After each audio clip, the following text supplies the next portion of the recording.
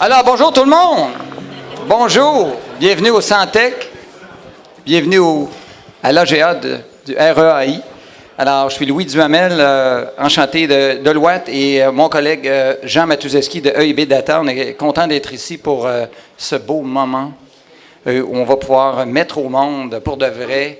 La dernière fois, ça a été un demi-accouchement, vous vous en rappelez, le 10 mai dernier au Forum manufacturier innovant. On a fait ça rapide un peu, on n'avait pas beaucoup de temps.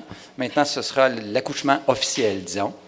Et donc, on est très content d'être avec vous aujourd'hui pour vous parler de cette étude qui est nouvelle dans le panorama, puisqu'on a peut-être mis la lumière sur quelque chose qui n'était pas très connu. Et donc, Deloitte, EIB Data, nous étions la plume qui écrivait pour l'étude. Et c'est à l'initiative du REAI, j'aimerais le mentionner, puisque le REAI a fait preuve de leadership. Et c'est formidable. Et je pense que ça prend une bonne main d'applaudissements pour le REAI ici.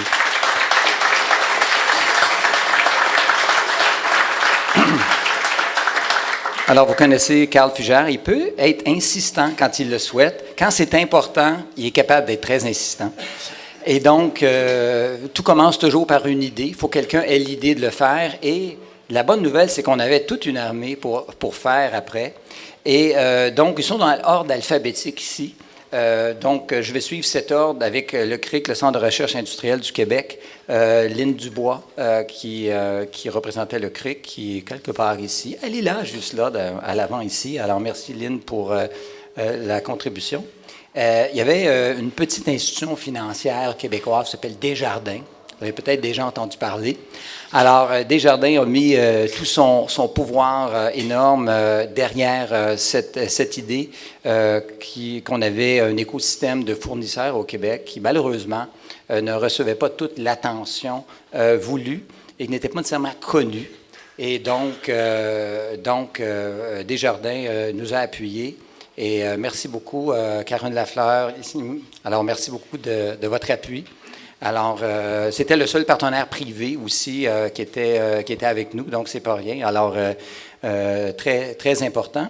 Le ministère de l'Économie et de l'Innovation aussi. Il y a Pierre Hébert qui est ici, qui était là tout à l'heure, à quelque part. Alors, Pierre, il y avait Mohamed qui était la personne qui était la personne attitrée, mais en tout cas, le MEAI était bien présent. Et le gouvernement du Canada, à travers deux organismes, Développement économique Canada pour les régions, il y a Stéphane Pronovo qui est à quelque part aussi, pas très loin. Voilà, il est là-bas. Et René Poirier de Innovation, Sciences et Développement économique Canada aussi. Et Christophe Mariage. Donc, on a bossé ensemble et puis il y a eu plusieurs rencontres. Alors, ça a été assez intéressant, ce choc des idées. Et ça a été, on a fait bonne équipe, comme on dit. Donc, sur ça, par rapport à l'objet de l'étude, je laisse la parole, au niveau de la méthodologie, je laisse la parole à mon collègue Jean Matuszewski. Merci Louis. Donc au départ de cette étude, il y avait une interrogation sur la structure de l'industrie. Quels sont les liens clients-fournisseurs?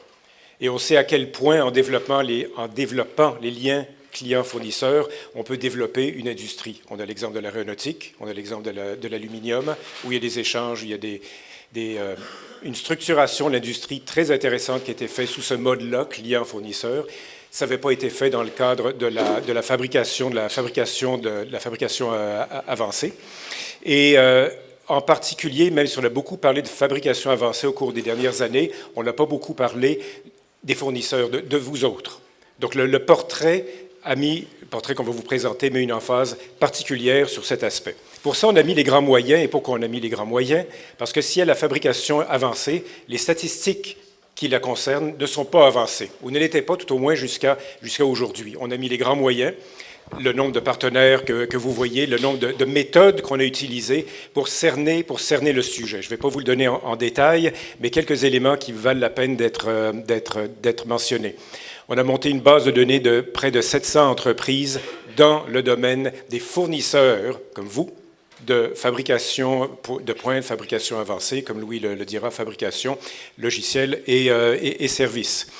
À partir de cette population d'entreprises, un sondage aléatoire auprès d'entreprises, 115 répondants qui, à eux, représentent le tiers des emplois de l'industrie, donc un sondage représentatif, et des questions suffisamment détaillées pour qu'on puisse donner un portrait à la fois une photographie, mais également un portrait dynamique de l'industrie, d'où elle s'en vient, où s'en va-t-elle.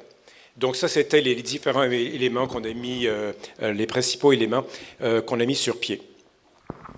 Alors, il fallait bien se donner une définition parce que automatisation avancée, fabrication de pointe, on entend, il y a beaucoup de termes qu'on entend, puis on se dit, mais comment on définit ça? Alors, la définition, disons, avec laquelle on a atterri était l'industrie de la fabrication avancée inclut l'ensemble des entreprises qui offrent ou utilisent des équipements, outils, logiciels, services spécialisés visant à augmenter la performance des activités de conception, de fabrication et ou de manutention de biens physiques. Alors, vous voyez, c'est une définition un peu officielle, on pourrait dire, mais reste que, et on a défini aussi ce qu'on entendait par équipement et outils, par les fournisseurs de logiciels et services spécialisés. On va voir tout à l'heure que certaines entreprises maîtrisent les trois ou deux des trois ou un des trois. Reste qu'on est atterri sur cette définition et au moins on peut officiellement décrire avec des mots ce qu'on entend par la fabrication avancée. Maintenant, on va aller au niveau des constats clés par rapport à l'offre. Alors, cette diapositive, je dirais, c'est la mère de toutes les diapositives parce qu'elle résume l'ensemble de l'œuvre. Alors, si je vous disais que j'ai 8 choses à vous dire sur l'écosystème de fournisseurs 4.0, comme François Normand des Affaires vous a qualifié dans son article ce matin. Alors, donc, la fabrication avancée, puis ici, on parle de l'offre, là, on parle de l'écosystème de fournisseurs, est une industrie de grande envergure qui connaît une forte croissance. C'est une chose on ne savait pas ça, qu'elle a une empreinte très importante avec les 700 entreprises dont on parlait tout à l'heure.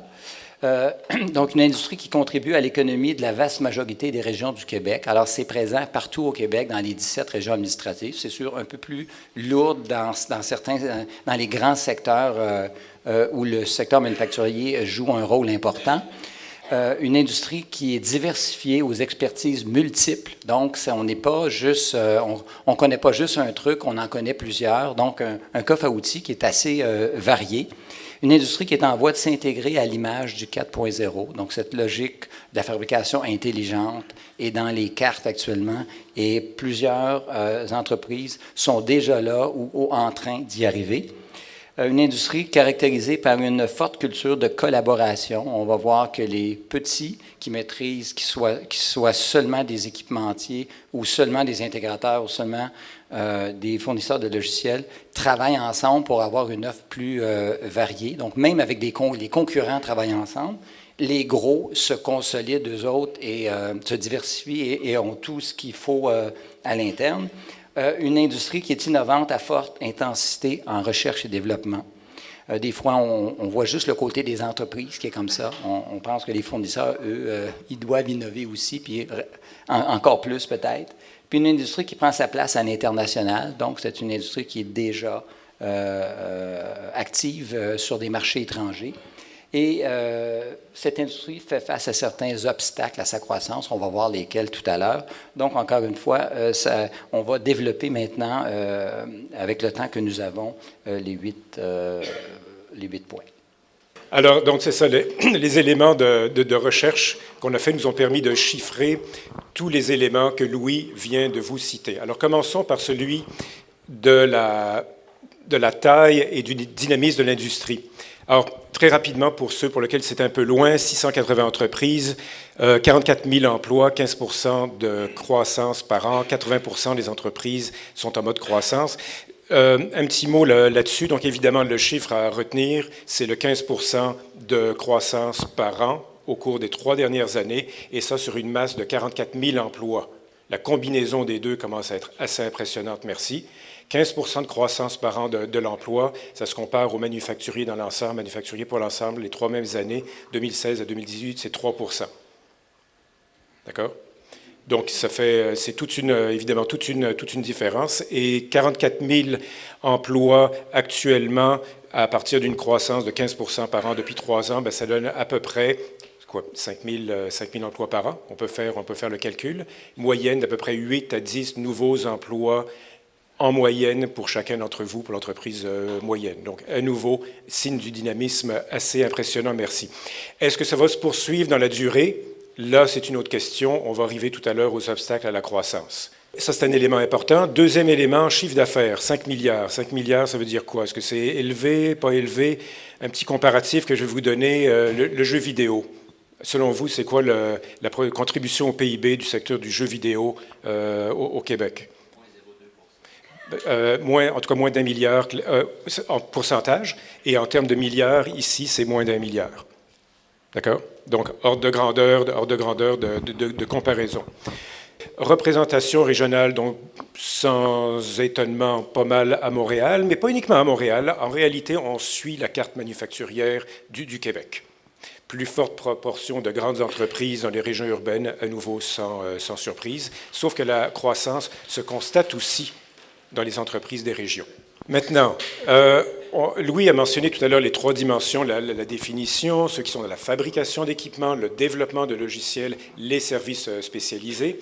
Il y a également d'autres façons de catégoriser l'expertise de chacun d'entre vous. Alors là, ici, on le présente d'une autre façon. L'axe horizontal, c'est ceux qui sont dans le logiciel. L'axe vertical, ceux qui sont dans la fabrication. Et là, on voit donc la plus grande bulle, c'est ceux qui sont à la fois fabrication et logiciel dans le domaine, sans surprise, automatisation et système de contrôle. D'accord? Les masses émergentes, les masses qui suivent, communication, connectivité, traçabilité, robotique industrielle, captation, le big data, captation et analyse de données massives. Captation et big data, je devrais dire. Donc ça, c'est le deuxième bloc, si vous voulez. On a toute une série de secteurs plus émergents du côté du logiciel, dans lequel il commence à y avoir un peu des liens avec l'équipement, mais faibles. Interface personne-machine avancée, réalité virtuelle, apprentissage machine. On a d'autres créneaux pour l'instant. Robotique collaborative, fabrication additive, mais qui sont également, tous ces créneaux-là, sur un mode de croissance. On l'a vu tout à l'heure, la croissance est généralisée. 80% d'entre vous sont en croissance. Si on continue. Une autre façon donc de mesurer les dynamiques de l'industrie, c'est le niveau d'intégration. Donc Louis mentionnait l'élément tout à l'heure. On demandait aux entreprises, êtes-vous dans la fabrication, développement ou service? Les gens pouvaient répondre les 2 ou les 3 réponses, bien entendu. Et la comparaison des 2 graphiques est très intéressante. Celle à gauche, on compare uniquement le niveau d'intégration en termes de nombre d'entreprises et ici en termes d'emplois qu'elles représentent. Donc, ce qu'on voit ici à gauche, dans l'intersection au milieu, en noir, bleu sombre, peu importe, 17% des entreprises sont à la fois fabrication, développement, service, 17% des entreprises, mais ces entreprises représentent 35% de l'emploi. Donc, on voit que intégration va de pair avec croissance. Cela dit, un élément quand même de nuance. La croissance peut se faire, l'intégration peut se faire, comment je peux dire, à l'interne, ou encore en collaboration avec d'autres. Et c'est là où en écoutant les commentaires qui ont été faits par Christian et Karl avant le break, qui étaient extrêmement intéressants, parce qu'ils mettaient en mots humains, parce qu'ici, on se remet en chiffres. Autrement dit, la culture de collaboration, on a été capable effectivement de la mesurer. Et peut-être le chiffre qui m'a le plus impressionné dans cette étude, si on passe à la suivante. Donc, c'est un tableau qui est un peu aride. C'est les types on a demandé aux entreprises, à nouveau le sondage qu'on a fait, quel est le type de collaborateur que vous avez externe à votre entreprise. Et le chiffre à retenir, c'est que 53% d'entre vous collaborent avec concurrents ou autres entreprises dans votre secteur d'activité. Et pourquoi? Soit la sous-traitance, la co-conception. Donc, je veux dire, ce niveau est remarquablement élevé par rapport à d'autres industries et par rapport à tout ce que j'ai entendu ici depuis mon arrivée, va exactement dans le sens des chiffres qu'on voit là. Donc, la croissance qui peut se faire soit à l'interne, fusion, acquisition, tout ce qu'on veut, mais également par le biais, évidemment, de collaboration entre vous. C'est pas moi qui vous le dire, vous le faites déjà. La collaboration, c'est également avec des organismes de recherche, c'est également en recherche, si on continue. Donc, la recherche-développement, l'innovation, comment est-ce qu'on l'a mesuré? La seule façon qu'on peut le mesurer de façon rigoureuse et où on peut faire des comparaisons, c'est demander le nombre de personnes qui sont actives, donc de personnes équivalentes temps plein, actives dans le développement de nouveaux produits ou procédés. Et ceci peut être fait à l'interne ou à l'externe. Donc, qu'est-ce que le sondage nous a dit? Vous êtes 90% à faire de la recherche à l'interne et plus de la moitié, 57%, fait des travaux de recherche avec des partenaires extérieurs, que ce soit d'autres entreprises, que ce soit des centres que ce soit le CRIC, CMQ ou universités, des CCTT ou autres. Donc une très forte culture de collaboration, donc à nouveau, soit avec vos collègues et concurrents et autres entreprises du secteur, ou soit avec des centres de recherche externes. Bien, avec tout ça, on aboutit sur la compétitivité. Bien, tout ça, effectivement, donc c'est pas juste une industrie qui fait juste sa place parce qu'elle est là en termes de service, qui offre un service de proximité. Oui, c'est en partie un service de proximité, on va voir tout à l'heure, ça peut être effectivement un facteur dans le choix du fournisseur, mais on est loin de se contenter de là.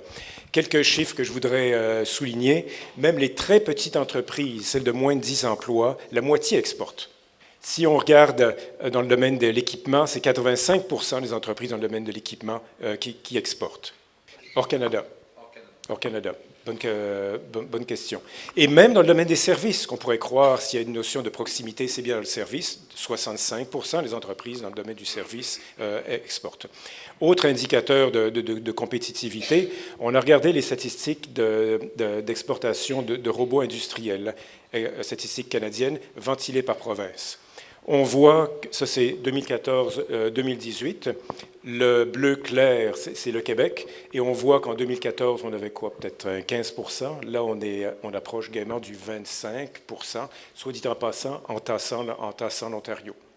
Ce qui fait que là, il y a toute la croissance qu'on a vue tout à l'heure, donc se mesure, se constate de différentes façons, les chiffres convergent. Alors, bien sûr, on a parlé que la croissance, ce n'est pas une chose si facile. Parfois, il y a des embûches sur le chemin.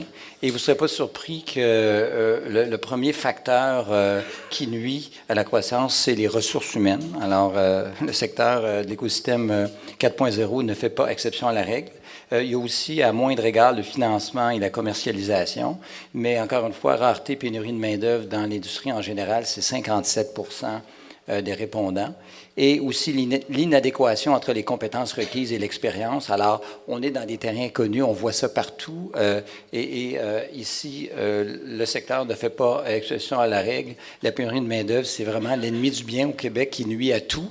Alors, on espère qu'on n'attendra pas 10 ans pour trouver des solutions importantes. Et les personnes touchées, le personnel de programmation, ne soyez pas surpris non plus. Alors, tout le monde cherche des gens en TI qui sont très en demande, qui sont difficiles à trouver. Alors, le secteur ne fait pas exception à la règle là-dessus. Aussi, on cherche ce genre de personnes-là. Maintenant, on va aller du côté de la demande, c'est-à-dire des entreprises. Il y a une petite partie de l'étude qui couvre cet aspect-là, et c'est intéressant parce que c'est pas d'entreprise qui adopte, bien, il y a moins d'ouvrages pour les fournisseurs. On comprend que les deux sont interliés de manière très importante. Et on revient à une étude du CIFRIO de mars 2017 qui disait que 32% des entreprises manufacturières n'avaient jamais entendu parler de la transition numérique, du 4.0. Et que 76% des entreprises disaient ne pas avoir de plan ou de stratégie numérique en lien avec le 4.0. Mais on sait que les derniers gouvernements du Québec, incluant celui-ci, se sont vraiment intéressés à l'évolution du secteur manufacturier et des changements technologiques. Et donc, il y a eu des efforts de sensibilisation très importants qui ont été faits. On n'a qu'à se rappeler ce que de plus récent, les dernières années, avec l'initiative Manufacturier innovant, puis je vois Sylvain et Julien dans la salle d'Investissement à Québec. Ils ont contribué beaucoup. Et c'est pas compliqué, le nombre de projets de fabrication avancée a triplé depuis 2013. Et vous voyez la barre dans les dernières années, on voit qu'on peut faire une corrélation avec cet aspect de promotion, de sensibilisation. C'est une bataille à la fois, une entreprise à la fois. Ça a pris presque ce que j'appelle une opération économique, vraiment, là, où plusieurs acteurs étaient concertés avec différents mécanismes, avec un plan de match et tout ça. Alors, ça a pris vraiment des moyens extrêmement importants pour faire avancer les choses. Et encore une fois, on voit que ça a été payant de le faire. Si on regarde les secteurs, c'est intéressant parce qu'on dit c'est où que ça bouge surtout. Et en termes de nombre de projets, c'est la filière métallique, qui est une filière très importante. Hein, on sait, puis c'est pas surprenant de voir que la Montérégie est première, puisque c'est un des endroits où la filière métallique est un peu partout, mais elle est sûrement très présente en Montérégie. Le secteur de fabrication de machines, qui est deuxième. Et après ça, on trouve matériel de transport et autres. Et en termes de valeur des investissements, c'est le secteur du matériel de transport qui est premier, encore avec Montérégie, Lanaudière. On voit les grandes régions manufacturières du Québec aussi. Là, une corrélation assez parfaite avec les endroits où le PIB manufacturier est très important. Fabrication d'aliments au niveau de la valeur des investissements qui est deuxième. Et les produits de plastique et caoutchouc en troisième. Donc, ça donne une petite idée où sont ces projets-là, dans quel secteur et où ça bouge. Alors, ça quand même, ça oriente un petit peu les choses. Une autre question qu'on a posée dans le questionnaire, c'était sur la base de la valeur totale des contrats octroyés dans le cadre de votre plus récent projet de fabrication. Quelle a été la répartition de vos fournisseurs selon leur provenance pour vos achats d'équipements, de logiciels ou de services? C'était la question qui était posée. Et on voit donc sur la fameuse question, est-ce que ça vient de l'extérieur, est-ce que ça vient d'ici, dans quelle mesure nos opportunités d'affaires sont prises par des étrangers ou pas. On voit que dans le domaine du service, c'est largement fourni par des fournisseurs locaux. Logiciels, on est majoritaire. Équipement, c'est plutôt importé. Peut-être les 2/3 qui sont pour les 2/3 des projets, ça venait principalement de l'étranger. Maintenant, est-ce que c'est certainement une opportunité? Est-ce que c'est une opportunité, est-ce que c'est un potentiel qu'on devrait être capable de satisfaire? Là, on a posé une question de plus. Quels sont vos critères de choix de vos fournisseurs? Et lorsqu'on leur posait la question, pourquoi avez-vous choisi des fournisseurs étrangers? La première réponse de loin, c'était expertise spécifique non disponible au Québec, 85%. Ça peut être interprété de deux façons différentes.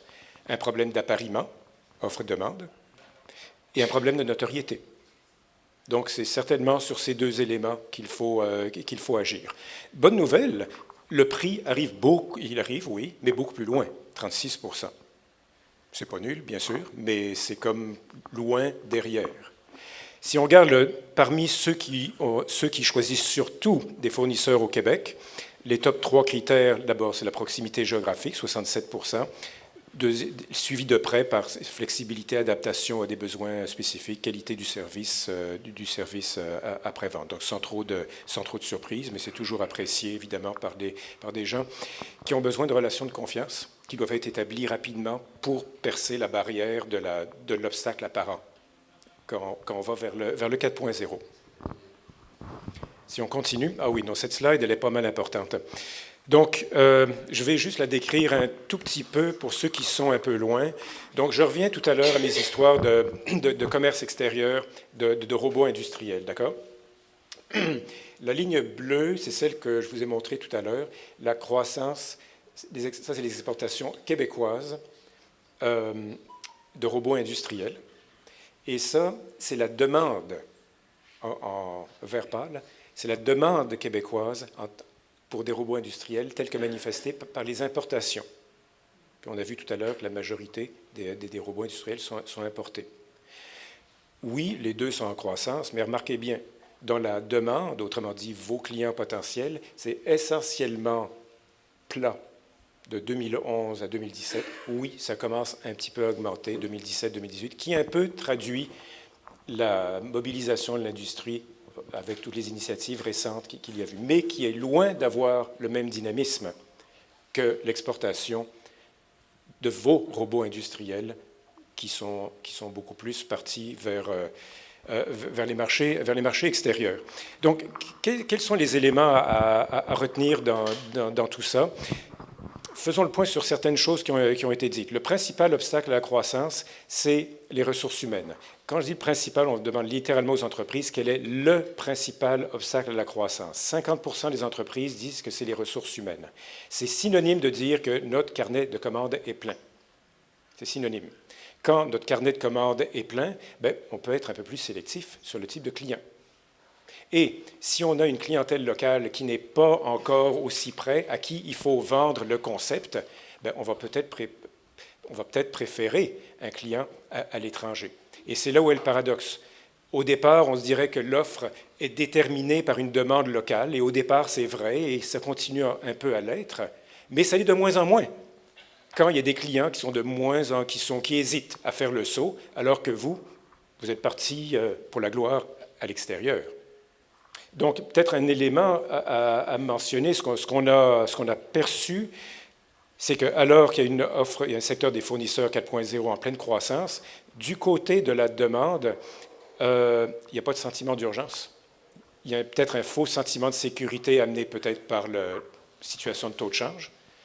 Le fait que la Chine est en train de devenir Chine 4.0, non, on n'y pense pas réellement. Donc, vraiment pas de sentiment d'urgence, pas de sentiment de priorité de ce côté-là. Et ça, c'est confirmé de toutes les mesures qu'on a pu prendre d'une façon ou d'une autre. Ce qui m'amène à la partie un peu déprimante de la présentation. Alors, ce sondage de Statistique Canada où on pose une question toute simple, et c'est un sondage 2019, là, c'est maintenant. Alors, on dit quelles sont les 3 principales raisons de ne pas avoir adopté une technologie de pointe. Et la première, avec 45% des répondants, investissement non nécessaire aux activités poursuivies. Ça va bien? Alors, la deuxième, c'est le coût des technologies de pointe trop élevé. On peut vivre avec ça. Des fois, on pense que, oui, manque de conviction à l'égard des avantages économiques. Ça, on appelle ça un business case en termes d'affaires. Et moi, je dis toujours que les entreprises sont dans l'attentisme, mais à voir ce sondage-là, je me dis, on est dans le déni ou on est dans d'autres choses. Là, on est passé à la vitesse supérieure de l'attentisme, là, à la puissance 2 ou 3. Et je pense que la sensibilisation, comme je disais, cet épisode-là, il n'est pas terminé. Je sais qu'on a hâte de passer à l'étape suivante, puis on a hâte de commencer à faire 1 million de projets. Mais reste qu'il va falloir continuer à prêcher parce que hier, j'assistais à une présentation des gens de Rockwell Automation et ces gens-là disaient que eux autres, la première chose qui fonctionne, c'est d'arriver avec un business case financier, même si ce n'est pas notre métier. On trouve une façon d'amener ça dans l'équation parce que l'entreprise ne sait pas comment évaluer les coûts. Elle ne comprend pas les coûts de ça, d'une part, et ne sait pas quand elle va avoir son argent, ne comprend pas la logique financière, et les business cases sont devenus, je pense, un incontournable. Mais reste que ce sondage-là nous laisse perplexes. Il y a un petit peu de travail à faire encore. La bonne nouvelle, c'est qu'on a déjà développé des argumentaires. Beaucoup de choses sont réutilisables, mais je pense qu'il va falloir continuer l'épisode de sensibilisation parce qu'il y a du travail à faire. Il y a des entreprises... ça va bien. Hein? Quand ça va bien, peut-être qu'on est dans ce faux confort. Pourquoi je me battrais avec ça? Ça va bien, je fais de l'argent.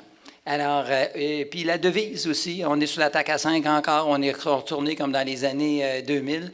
On gagne toujours parce qu'on a 5 personnes sur la glace, puis l'autre, il y en a 4, puis on est moins cher. Alors, ça ne motive pas à s'améliorer. Donc, je ne dis pas que je souhaite que le taux de change augmente. Là, c'est le fun, on peut plus exporter, puis les exportations vont bien.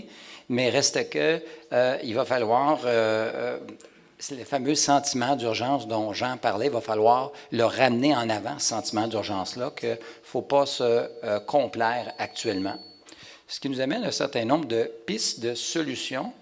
Donc, au cœur, si on résume un peu du côté de la demande et de l'offre, du côté de la demande, comme on l'a dit tout à l'heure, en partie sensibilisée au 4.0, il y a une récente accélération des investissements, mais les signes de retard demeurent. Il y a plusieurs entreprises donc, qui restent à être convaincues des avantages du 4.0. Du côté de l'offre, je résume à nouveau, en croissance rapide, compétitive à l'international, mais qui fait face à de fortes pressions sur les ressources humaines et qui est de plus en plus sélective au niveau de ses clients qui ne sont pas nécessairement au Québec.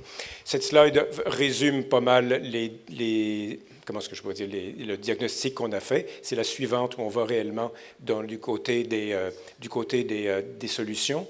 Et là, je vous dirais, je ne vais pas les prendre une à une, je vais essayer de les résumer. Je vous dirais qu'il y a un bloc de solutions qui concerne la programmation. La programmation, les programmes d'aide à ce secteur-là. À quelques égards, la programmation qu'on a actuellement, c'est une programmation 2.0. Comment est-ce qu'on fait pour avoir une programmation 4.0? Donc, coordination entre les gouvernements, une certaine continuité dans les programmes pour que tout ne soit pas à reprendre à zéro à chaque fois ou à chaque changement. Je n'insisterai pas, je ne donnerai pas de détails. Ou encore l'admissibilité de certains programmes qui convient peut-être très bien au secteur où il y a des incertitudes scientifiques majeures, mais d'autres dans lesquels les crédits de recherche et développement sont moins adaptés. Donc, nécessité d'une refonte de la programmation, de l'adaptation de la programmation pour avoir une programmation 4.0. Dans le même ordre d'idées, des indicateurs, des KPI qui reflètent la réalité de la fabrication de pointe.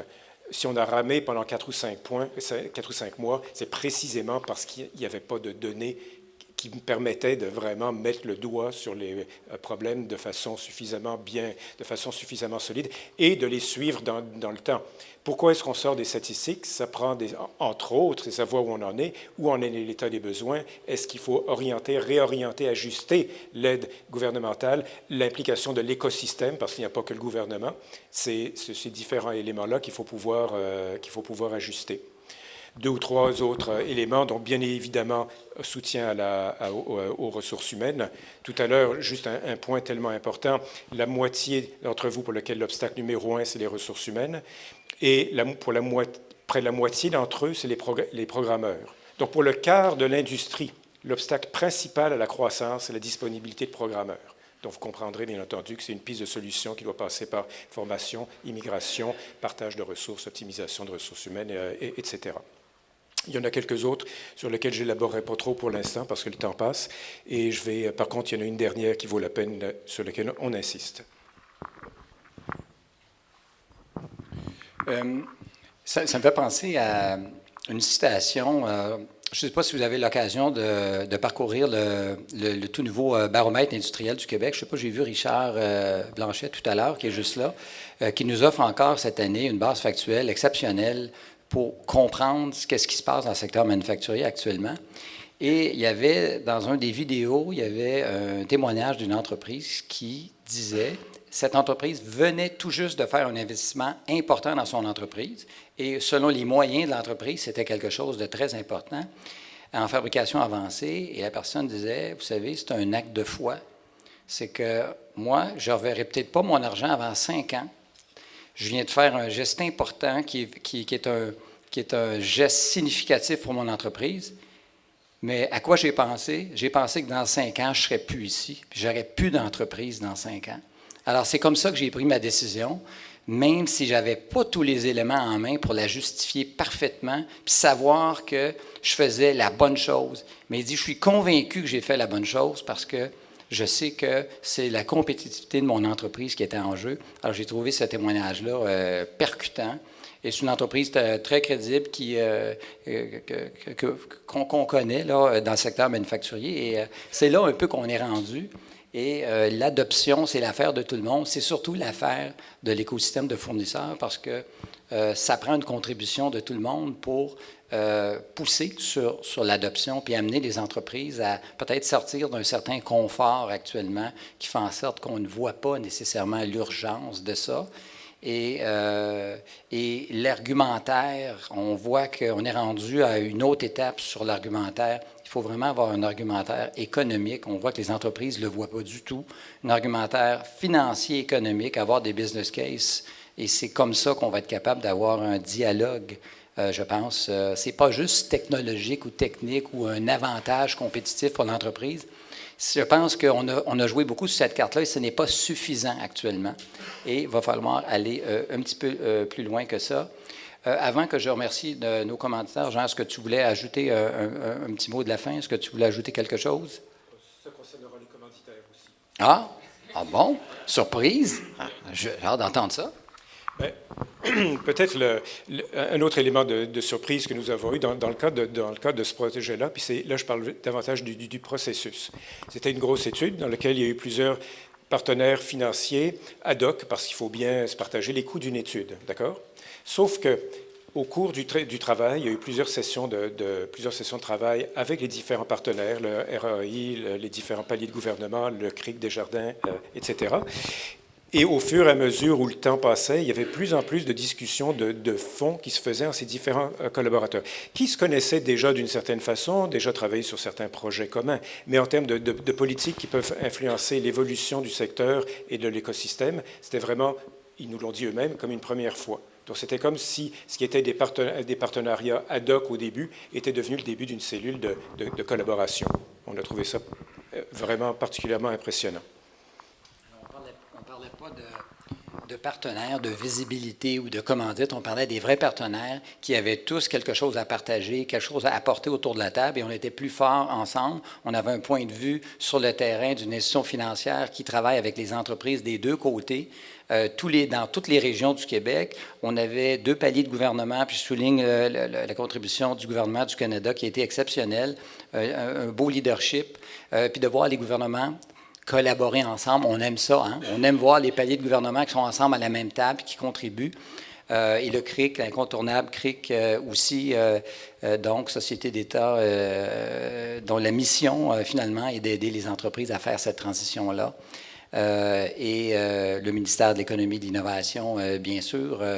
Donc, ça a été une belle équipe et je ne pense pas qu'on serait arrivé au même résultat si on n'avait pas été ensemble. Et encore une fois, ça prend quelqu'un pour avoir demandé, d'avoir voulu justifier que cette étude-là se fasse. Et c'est vous autres ici. Tout à l'heure, il y avait l'AGA. Alors, ça va rester, on va se rappeler d'une contribution du REAI importante dans la mouvance dans laquelle on s'en va, où quand on va réussir à avoir l'élément déclencheur, vous ne serez pas assez, là, il n'y aura pas assez de 700 membres, on va en manquer parce qu'on a pour 15 ans la transition technologique, numérique des entreprises. On a pour 15-20 ans à travailler là-dessus, puis on va avoir besoin de tout le monde dans la salle et de plus. Donc, il s'agit juste de frotter les pierres, puis là, on voit les flamèches, le feu va prendre bientôt, je le sens. Et avec des études comme ça, je pense qu'on peut amener des arguments, un certain éclairage. Je remercie Carl Fugère avec son dynamisme bien connu, beau leadership qui a permis qu'on puisse, et ton prédécesseur avant aussi, Daniel Deschamps aussi, et les membres du conseil d'administration également. Alors, sans qui tout ça n'aurait pas pu être possible. Alors, bravo au RAI et merci beaucoup de votre écoute. Merci.